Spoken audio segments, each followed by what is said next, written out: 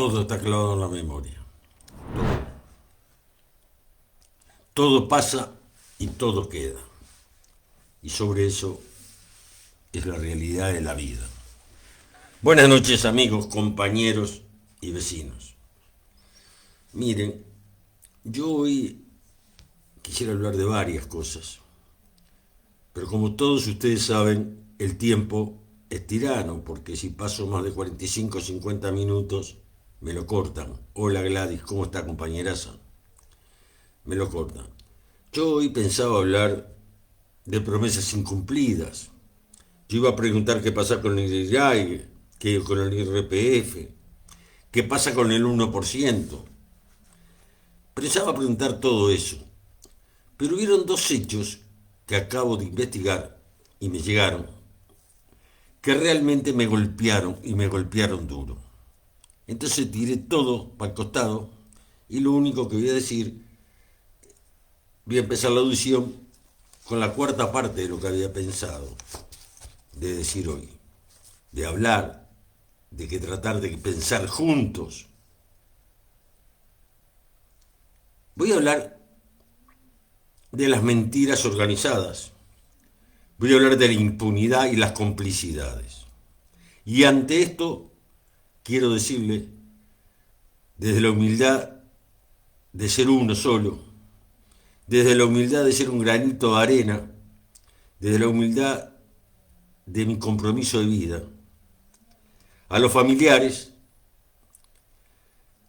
a esos hermosos viejos que caminan cada 20 de mayo en silencio por 18 de julio, rodeados por un pueblo, como pasó ayer, esa gran pueblada, exigiendo verdad y justicia, exigiendo esas cosas,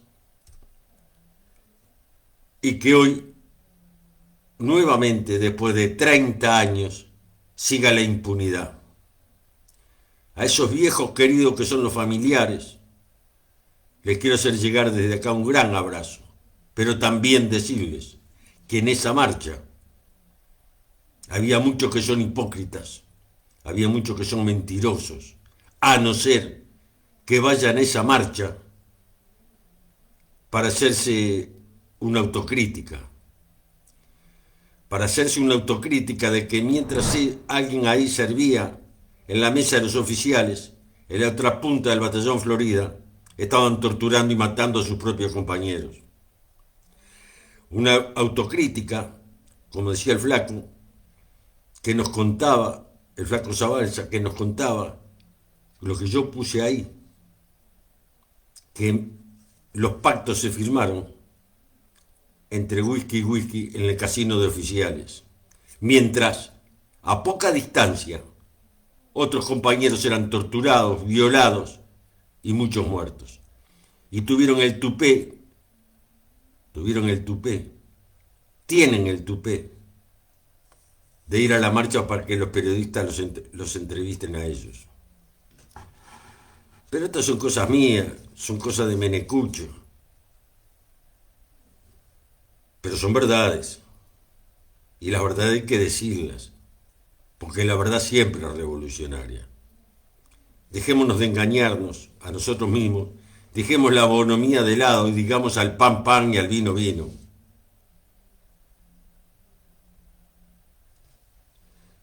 Y digo esto porque fueron presidentes. Y digo esto porque fueron vicepresidentes. Y digo esto porque ellos sabían perfectamente que el torturador Mato y el torturador Cordero estaban en Libramento, porque la fe de vida se la firmó Sarli Pose, la cónsul Sarli Pose. Sí, Sarli Pose, la sobrina del torturador que hasta el día de hoy anda por ahí, sin que nadie lo busque. Pero no es ella sola. En España está Galo. ¿Qué pasa con la embajada uruguaya en España que no le exige a la Interpol española que capture a Galo? ¿Qué pasa en Paraguay, donde está Grau, otro torturador Y la embajada uruguaya en Paraguay no le exige al gobierno paraguayo y a las fuerzas represivas paraguayas que capturen a alguien. No es tan difícil, en Paraguay. ¿Qué pasa en Australia, donde tasasías? ¿Qué pasa con el gobierno uruguayo, donde ellos fueron presidentes, fueron vicepresidentes? ¿Qué pasa con los gobiernos progresistas, que no le exijan a través de las embajadas la captura, porque están requeridos por la justicia uruguaya, por delitos de lesa humanidad? Porque si yo soy presidente, no importa el signo que sea, tengo que hacer cumplir la ley. Y esa ley me exige, a través de los cánones diplomáticos, exigirle a las Interpol de cada país que busque a esos prófugos, a esos criminales prófugos. Pero sin embargo, ellos siguen tan contentos y tan campantes como ahora en Miami. Ferro pasó lo mismo en Brasil, que le pagamos el sueldo, la jubilación, echados panza arriba, o son empresarios en Paraguay y se ríen de todos nosotros. Eso es impunidad. Y aparte de ser impunidad, es convivencia. Porque si no cumplís como funcionario público, si no cumplís como vicepresidente de la República lo que ordena la ley, eso es convivencia, es complicidad. Y eso es lo que hemos tenido. Quizás por eso los gobiernos progresistas en el Uruguay, descartemos la derecha, que ya sabemos lo que son los dos gobiernos de América Latina que recibieron más premios Jerusalén. Es ese premio que da el gobierno fascista de Jerusalén a los presidentes por ser fieles amigos del gobierno de Israel. Se lo dieron a Mujica, antes se lo habían dado a Tabaré. Por eso no pudieron ellos articular la palabra genocidio. Y no lo pudieron hacer, porque son premios Jerusalén. Ellos están por otro lado. Sin contar y sin recordarnos que hubiera sido bueno que hablaran con las palabras que hay que hablar, reconocidas incluso por la ONU, que era un genocidio, porque el gobierno uruguayo fue el voto 50 que creó el Estado de Israel. Claro, le costó a los judíos sionistas $500.000 de la época, en la persona de Rodríguez Fabregá. Esa es una realidad histórica que nadie la puede negar y que la conocemos, aunque no te la cuenten en la escuela ni en el liceo, aunque la bonomía del progresismo uruguayo no la nombra, porque tampoco nombra la palabra imperialismo, la borró, ni siquiera capitalismo, porque ellos son capitalistas, entonces no pueden ser anticapitalistas. Ni siquiera critican al Fondo Monetario Internacional porque son amigos de ellos y tenemos en el gobierno un hombre del Fondo Monetario y del Banco Mundial. O dos estoy hablando. Entonces se preguntan por qué bajó la popularidad del presidente. Yo me pregunto, ¿pero qué se cree? ¿Que el pueblo uruguayo son estúpidos? ¿Pero qué se creen? Por eso echaron mano en el Congreso Interno del MPP a un nuevo título, a un nuevo engaño, a una nueva patraña, a una nueva alianza, a unas nuevas complicidades, donde el documento explica la necesidad de generar un grupo político importante que trascienda las fronteras del Frente Amplio y llamarlo Nuevo Encuentro. Un nuevo encuentro progresista, un nuevo encuentro con blancos y colorados, porque ya están pensando en las próximas elecciones, donde los demás grupos frente amplistas, porque ellos son homogéneos, quedarían prácticamente descartados totalmente, porque no tendrían ninguna influencia. No se va a romper, no se van a ir, porque les gustan los sillones, y nadie renuncia a $14.000 por mes por razones de principio, excepto los tontos como un montón de gente, incluyéndome. Pero bueno, cosas que pasan. Y le decía que quería hablar de todo esto, pero que realmente me llegaron dos noticias que creo que vale la pena hablarlas. Porque son dos violencias inauditas, imposibles de soportar. Y después hablan de violencia. Resulta que a los jubilados que ganan menos de 20.000 pesos, en realidad de 21.000 pesos, se les va a aumentar.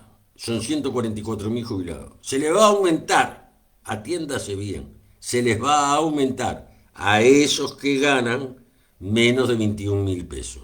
Esos que trabajaron toda una vida, esos que hicieron el país, esos que laburaron día y noche para poder mantener sus hogares, después de jubilarse, le tocan 21.000 pesos, pero le van a aumentar. ¿Saben cuánto le van a aumentar? ¿Saben cuánto? 213 pesos. Traducido a la realidad concreta, menos de la cuarta parte de una garrafa de gas.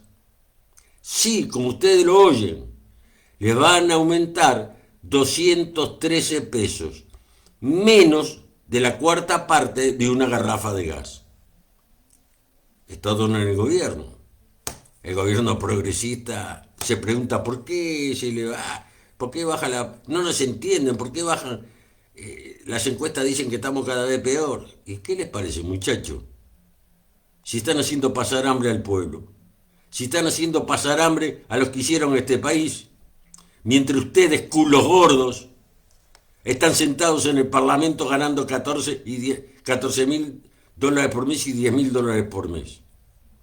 Y le dan a los jubilados, porque no hay plata, 213 pesos de aumento. Pero no a todos. Nada más que a 144.000, que son los que ganan menos de 21.000 pesos. Y después me vienen a hablar de violencia. Y nos hablan de violencia. Es la violencia que inocula el sistema. Es la violencia del sistema que está haciendo panta ancha porque nadie le contesta. Entonces te exprimen cada vez más. Porque total ya te sacaron todo lo que te pudieron sacar de plusvalía.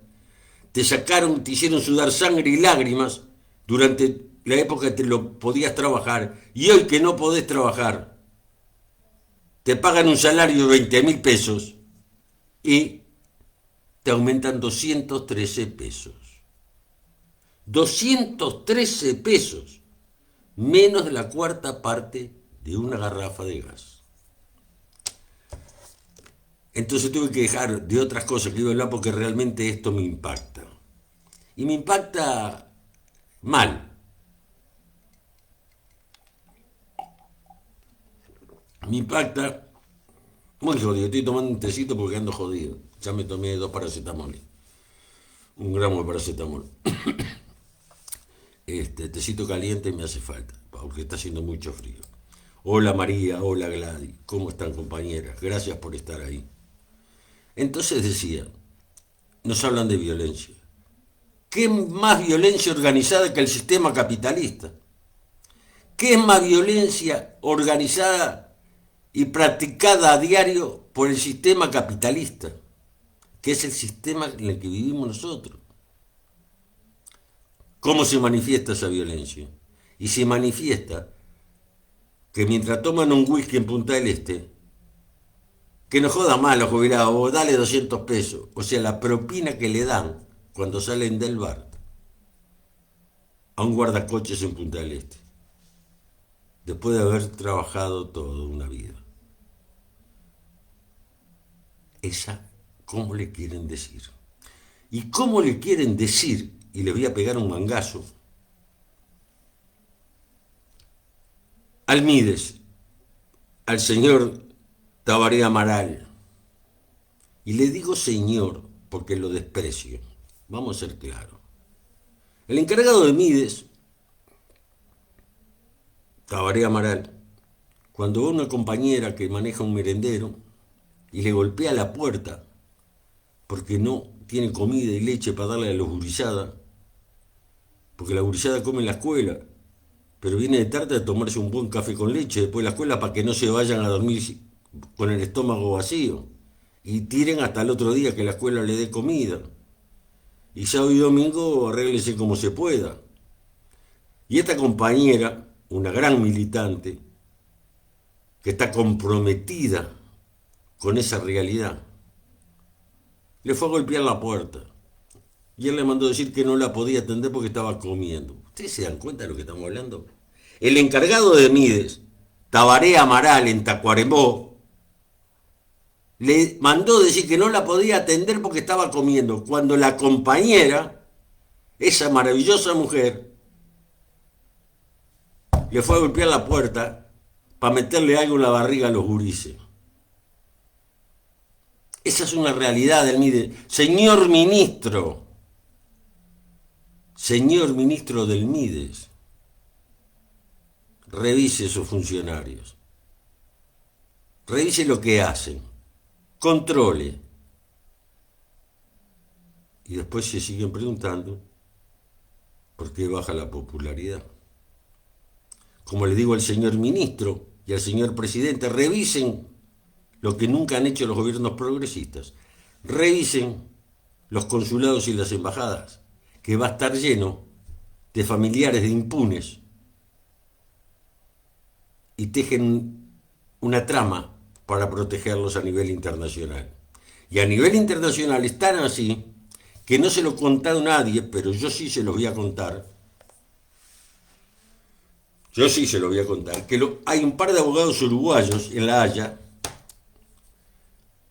que juntamente con los neonazis, atiéndase bien, con los neonazis, con Fox, la ultraderecha española, está reuniendo un grupo de diputados nazis y de ultraderecha para que planteen en el Parlamento Europeo la libertad de los militares detenidos en Uruguay. Esa es la realidad. El gobierno uruguayo lo sabe, porque si lo sé yo, lo tiene que saber el gobierno uruguayo, porque debe haber visto alguna cadena de radio y televisión que informó eso, porque yo no tengo un micrófono, escucho, veo, busco. Y me imagino que el embajador de La Haya, del gobierno uruguayo, le debe haber informado al señor ministro de Relaciones Exteriores. Pero eso es lo que menos me preocupa. Lo que me preocupa que ningún periodista uruguayo, ninguno, esté informando esto. Que esté informando que están formando un movimiento de diputados neonazis y de ultraderecha para que el Parlamento Europeo se expida por la libertad de los asesinos y torturadores presos en el Uruguay, que son muy poquitos. ¿Y por qué no se informa de estas cosas a la gente? ¿Por qué no se informa a las personas de estas cosas? ¿Qué pasa con este pacto de silencio, como decía Zabalza, firmado en el batallón Florida entre Whiskys, entre Mujica, Rosenkopf y el Niato, con los militares? Mientras que Zabalza, Sendik estaban en un aljibe, porque ellos sí estuvieron en un aljibe. Los demás hay que probarlo. Entonces vivimos en una mentira. Son 30 años que los familiares están exigiendo y el pueblo uruguayo camina en silencio exigiendo que se diga la verdad, que se diga dónde están. Y sin embargo, hasta el día de hoy, ningún presidente, y ni siquiera el presidente actual, ese que subió al portaavión norteamericano con los deditos para arriba, ese que jamás habló de genocidio, mientras Europa, los presidentes europeos, franceses, italianos y la ONU hablaban de genocidio, acá no se habló de eso. Mientras té con limón y miel, sí, compañera, gracias. Gracias, Gladys, te agradezco mucho, le doy mucha miel y mucho té con limón. Mira, acá tengo té con limón. pero con azúcar no comían. Digo, ¿por qué? ¿Por qué el presidente de la República no le ordena que digan la verdad? Y se lo digo yo, no porque la vayan a decir porque lo ordena el presidente, sino porque ejercería el poder civil sobre el poder militar. Y eso no se anima a hacerlo. Y hablando de militares, ¿saben cuánto se gastó? Anótenlo, por favor, porque hoy les decía de una garrafa, la cuarta parte de una garrafa de gas a los jubilados, a 144.000 jubilados. Pero hay otra noticia que pasa desapercibida. En el 2025, el Uruguay gastó en armamento $577 por cabeza, o sea, per cápita. Fue el país de América Latina que invirtió más en gastos militares. $577 per cápita fue lo que gastó Uruguay en el año 2025. ¿Para qué? ¿Para qué? Eso es lo que me pregunto. Y todos sabemos para qué. Todos sabemos para qué. Para actuar como ejército de ocupación contra su propio pueblo cuando sea necesario, para defender las corporaciones y para defender el capital financiero internacional. Para eso gastaron $577 por cápita, o sea, por cabeza. O sea, un niño recién nacido a un anciano que se muere mañana, $577 por cápita de gasto militar tuvo el Uruguay en el 2025, en el 2025. Mira, en el 2026 se le dan 213 pesos a un jubilado. ¿Habrá lucha de clases? Me pregunto. ¿Habrá contradicciones? Me pregunto. Y me sigo preguntando por qué estos que se llaman de izquierda, a estos que se autoperciben de izquierda, no dicen estas cosas, no critican estas cosas. ¿Por qué se quedan callados hasta esta indominia? Y tenemos que sentir a O'Donnell que te dice no hay plata para el 1%, el IRPF no se toca, el 1% ni hablemos. En este país vivimos. Pero como digo siempre, la culpa no la tiene el chancho, sino quien le rasca el lomo. Y el lomo se lo rascamos, los uruguayos, la bonomía uruguaya, el no te metás, el que te importa, total a vos no te toca. Entonces ellos hacen pata ancha, como este tinterillo, cagatinta de Tabaré Amaral, que cuando alguien de un merendero le va a pedir leche, le fue a pedir leche, para que los gurises de noche no se vayan con el estómago vacío después de la escuela, a dormir, a un ranchito, y a un ranchito precario. Le dice, no puedo atenderla porque estoy comiendo. Entonces, si mañana alguien se calienta y le prende fuego la casa a él y lo caga a patada en el culo porque es lo que se merece, te dicen, ¡ay, qué violentos que son! Estamos contra la violencia. Ahora van a haber declaraciones de todos los partidos políticos, grupos y grupejos, hablando de violencia y contra la violencia. Si alguien caga a patada en el culo a este que se lo merece. Porque ese es el sistema. Porque no solamente te pegan, no solamente te matan de hambre, sino que no te dejan ni siquiera protestar. Es verdad, Gladys, lo que me estás diciendo, compañera. Es el poder represivo a través del Estado, y policía y poder consensuado a través del Poder Judicial garantizan exactamente, compañera. Es así. Pero entonces que después no vengan a hablar de violencia. Porque violencia es que los gurises se vayan a la cama sin comer. Este Tabaré Amaral en Tacuarembó que no atendió a la compañera que le iba a pedir leche. Vuelvo a repetir, le iba a pedir, estoy indignado, le digo la verdad. Estoy muy caliente, estoy muy indignado. Y el ministro no se entera que un funcionario suyo, responsable del MIDES, en Tacuarembó, le dice a esta compañera que está rompiéndose el alma en un merendero que no la puede atender porque está comiendo, cuando ella le iba a pedir leche en polvo para darle una leche caliente, si es posible con cocoa, para que los gurises no se vayan a las camas. Me indigno, compañeros, me indigno, no puede ser. Y no puede ser que nadie haga nada. Porque si no somos violentos.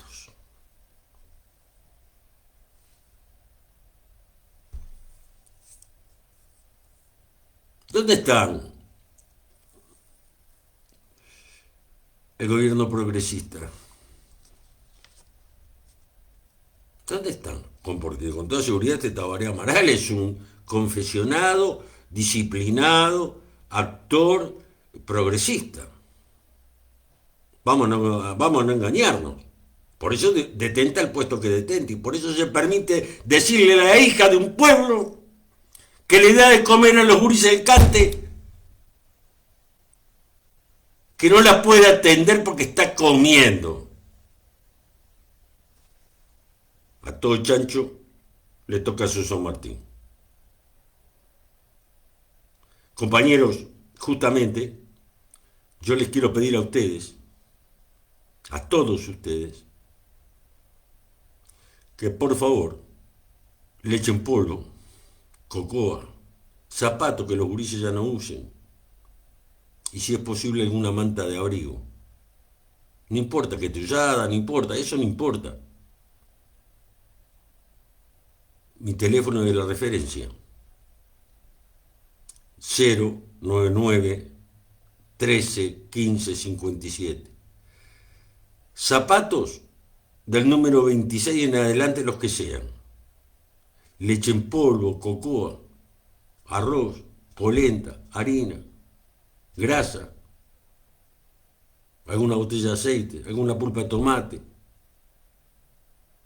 para este merendero que lleva adelante la compañera con la ayuda de un cura, de esos curas gauchos. Pero esa es la realidad.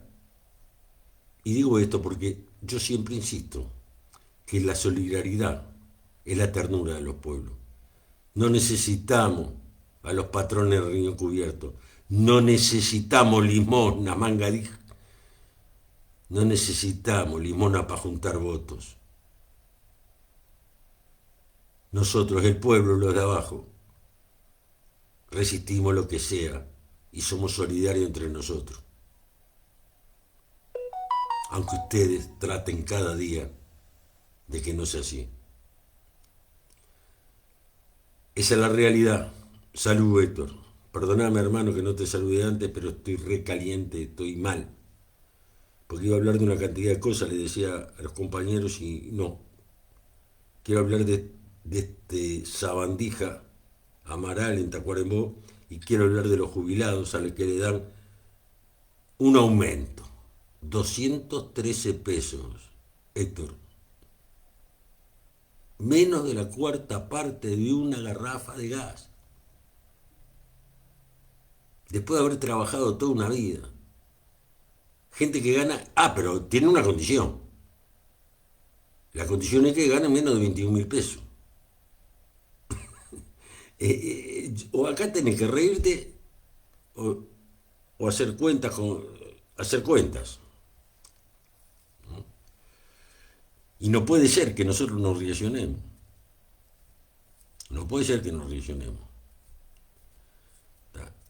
Es el orden capitalista, me dice Gladys, y tiene toda la razón. Y después venirme a contar lo que quieras. Pero la realidad es esta que estamos viviendo. Mientras los dirigentes del MPP en sus documentos internos hablan de un nuevo encuentro, pues por supuesto que no contigo ni conmigo, ni con los gurises que van a la cama sin comer. Es con los partidos políticos. Hay que abrirse y hay que seguir dominando, porque cada vez se la chica más a seguir manipulando a la gente. Me dice Héctor, en este país todos están armados, menos los trabajadores y las organizaciones populares. Estoy de acuerdo, Héctor. Aparte de los aparatos represivos. Aparte de los aparatos represivos del Estado. Están los milicos jubilados. Sí, sí, es verdad. Las empresas de seguridad, las burguesías, las iglesias evangélicas, los narcos. Solo los trabajadores serán llamados, si hacen algo los trabajadores serán llamados terroristas subversivos. Se reclaman armarse para su seguridad. Qué temita, ¿eh? Y te tengo que decir que tenés razón, hermano. ¿Qué te voy a decir? No, yo no voy a mentir. Para la edad que tengo, ¿qué me hace? ¿Qué me va a hacer? Morirme en la cama, todo enchufado. Pero menos la satisfacción del deber cumplido. Entonces, no, no me, no me den manija.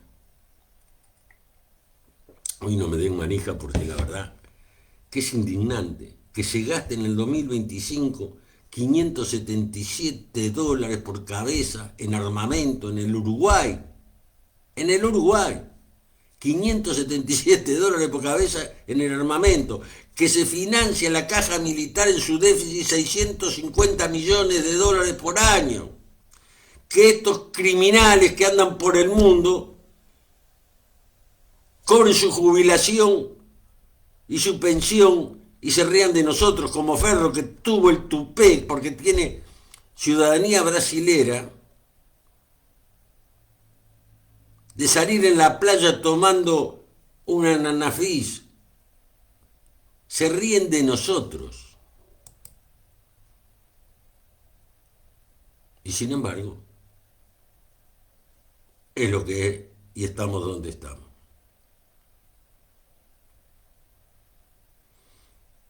Y podría seguir diciendo, porque no les hablo de que se jubilan a los 50 años. No le hablo que las chacras militares le llevan la fruta, la verdura y todo a las casas de los oficiales. No le hablo que cuando sos de caballería o no, te compras un caballo y se lo das al ejército para que te lo cuide, pero el caballo es tuyo, o sea, no tenés gastos. Te divertís andando a caballo, pero te lo cuida el ejército. Y el ejército, la plata es nuestra. Y todavía tenés que sentir al comandante del ejército que te diga que hay gente que quiere denostar al ejército. Como dijo los otros días, en el aniversario del ejército, de la batalla de las piedras, este caradura, que es el comandante del ejército. Y todo el mundo lo aplaudió, incluyendo los personajes del gobierno que estaban ahí, incluyendo la ministra de Defensa. Esa misma ministra que en pleno genocidio del pueblo palestino recibió a un contraalmirante de la Marina israelí y al embajador israelí para hablar temas bilaterales. ¿Qué me cuentan? ¿Qué me dicen? ¿Qué versos se quieren inventar? Porque es verdad lo que decía el flaco Zabalza, que ese pacto se había firmado en el casino del Batallón Florida entre Wilkes, entre Rosenkopf, por supuesto que el Pepe Mujica, y por supuesto que es el mejor, como dijo Manini, el mejor ministro de Defensa que tuvo el Uruguay, el nieto Fernández Huidobro. Mientras que la señora vicepresidenta servía en el casino de oficiales del Batallón Florida para que algún capitán no se fuera a enojar con ella. Vamos a decir la verdad. ¿Y qué? Decime que eso es mentira, porque las pruebas están. Hay decenas de testimonios de compañeros. ¿Y por qué me voy a callar? No me callo un carajo. ¿Qué me va a hacer? Vení cómodo nomás. Porque se terminó la bonomía. Se terminó el dejar pasar. Se llegó a un punto que ya no va mal dejar pasar. ¿Se dice la verdad o no se dice? ¿Se dice la verdad o te quedas callado? Y como yo no me quedo callado, digo la verdad. Y digo la verdad del pasado y digo la verdad del presente. Y digo la verdad de ese futuro que me imagino yo. Esas son mis audiciones, ese es mi encuentro para pensar junto con ustedes. 099 13 15 57. Vamos a buscar la frazada, los zapatos, la leche en polvo, donde sea, compañeros. No hay problema. La vamos a buscar, porque la tenemos que hacer llegar hasta Cuarembó lo antes posible. Ya el lunes vayan a salir los compañeros del colectivo La Lucha Continúa, ya entregaron leche en polvo y frazadas y algunas cosas más, pero se necesita. Se necesitan, porque los de abajo nos arreglamos entre los de abajo. Y porque un día habrá de ser que la tortilla se vuelva, que los pobres coman pan y los ricos mierda. ¿Qué querés con esos gurises? Que en el día de mañana sean ingenieros.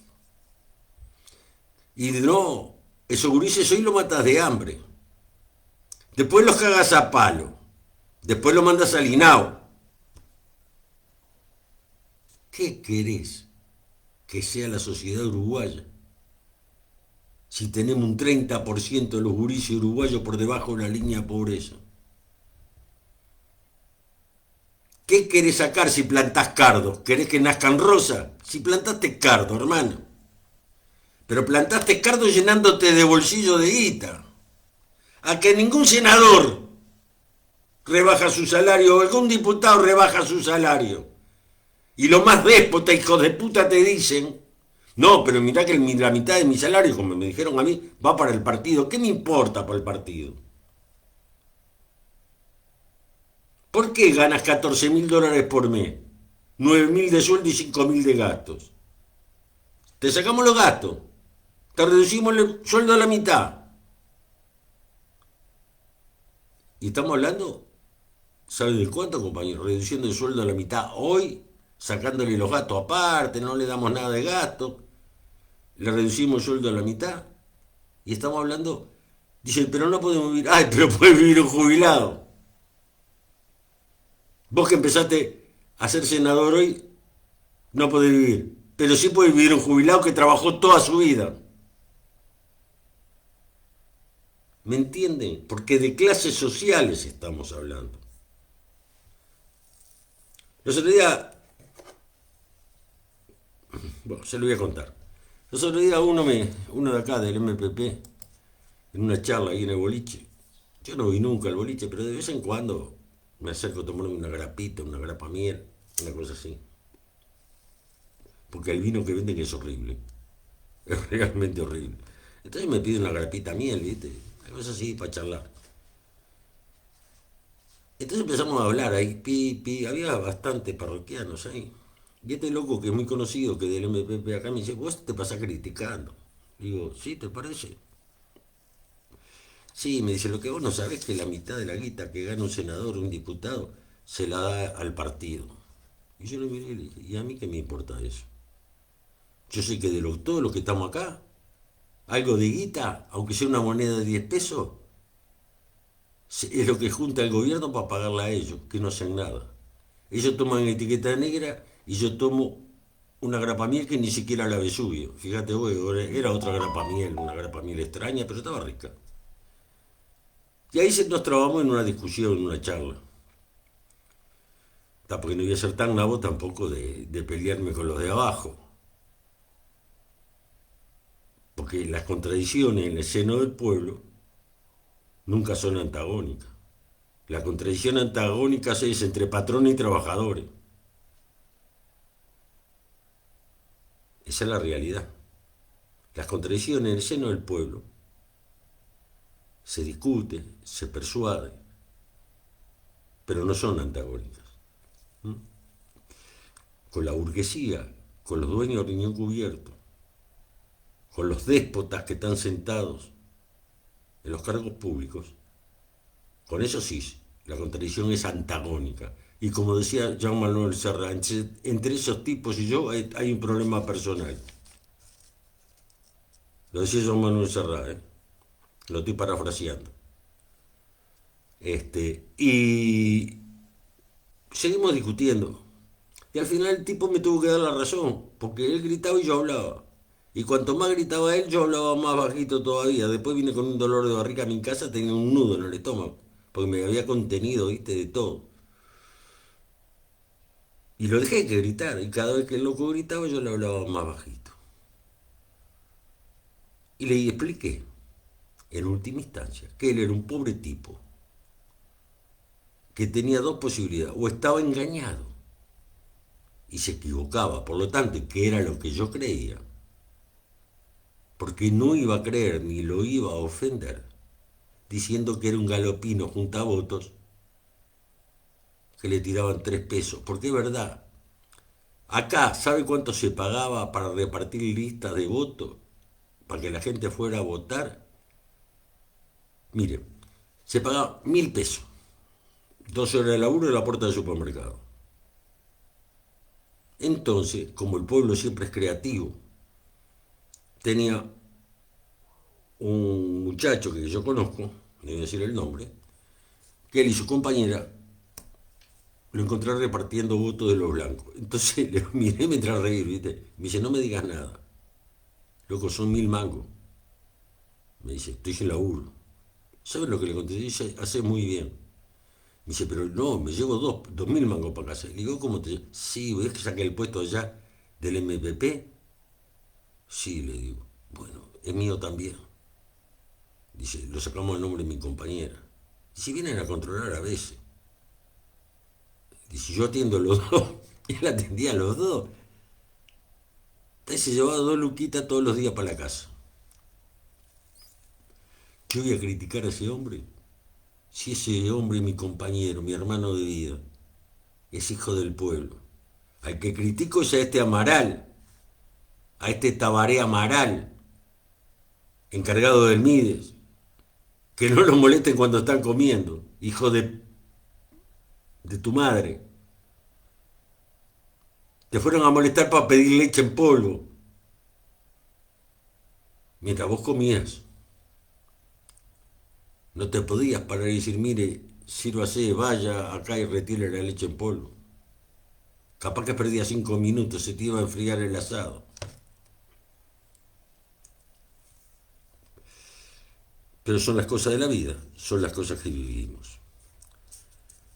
Y antes de irme, que ya son 50 minutos que estoy hablando, les quiero recordar que no solamente es ese tejido de impunidad en el servicio exterior uruguayo, donde cónsules y embajadores protegen, y a la prueba está lo que pasó en Miami, y aparte ver los apellidos de los cónsules, porque cuando uno se pone a mirar, uno se llamaba Sarli, el otro es Roberta Álvarez, de la familia del Goyo Álvarez y su gente, el otro que está en España, el otro que está en Paraguay. El Grau en Paraguay es un crack, ¿viste? Es inversionista, asesor militar, es un crack, es un genocidio hijo de puta. Y el gobierno uruguayo lo sabe. El servicio exterior uruguayo lo sabe. El gobierno lo sabe. Pero no mueven un dedo. Como no movieron un dedo cuando le fuimos a reclamar por Lichita, la hija de Carmen Villalba, desaparecida. No movieron un dedo cuando le fuimos a decir, vos acaban de fusilaron a 2 niñas, por favor, la ONU está pidiendo al gobierno paraguayo que aclare ese tema, la OEA lo está pidiendo, por favor. El artículo 5 del Mercosur exige que se comprometan. No podemos. Esas fueron las respuestas. Como fueron las respuestas de que no pudieron decir genocidio. Y cuando pedimos una entrevista para explicarle esto, no le voy a decir al presidente, se la pedí al presidente por forma, pero podría haber venido el portero del presidente. Hasta el día de hoy no nos respondieron. Y ya pasaron 7 meses. ¿Y de esto qué digo? Tengo todos los documentos, los he mostrado más de una vez. Ese es el gobierno progresista de Yamandu Gorsi y sus ministros.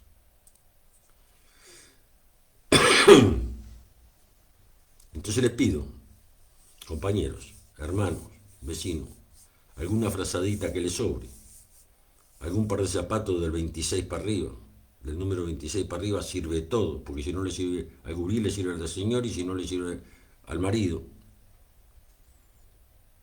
Alguna frazadita, algo para leche en polvo, un poco de pulpa de tomate, alguna cocoa. Tienen mi teléfono y lo voy a buscar donde sea, porque o se comunican por acá, por internet, por el Facebook, y me dicen y yo lo voy a buscar donde sea, porque vale la pena ser coherente, vale la pena un pequeño sacrificio para ayudar a otros. Hermanos, compañeros, esto forma parte de la lucha también, ser solidario entre nosotros, porque el Che nos enseñó que la ternura, la solidaridad, es la ternura de los pueblos. Y el viejo Weber nos enseñó en su libro que volvería a hacerlo. Arriba los que luchan y no transan. Salud, compañeros, hasta la próxima audición. Gracias por estar.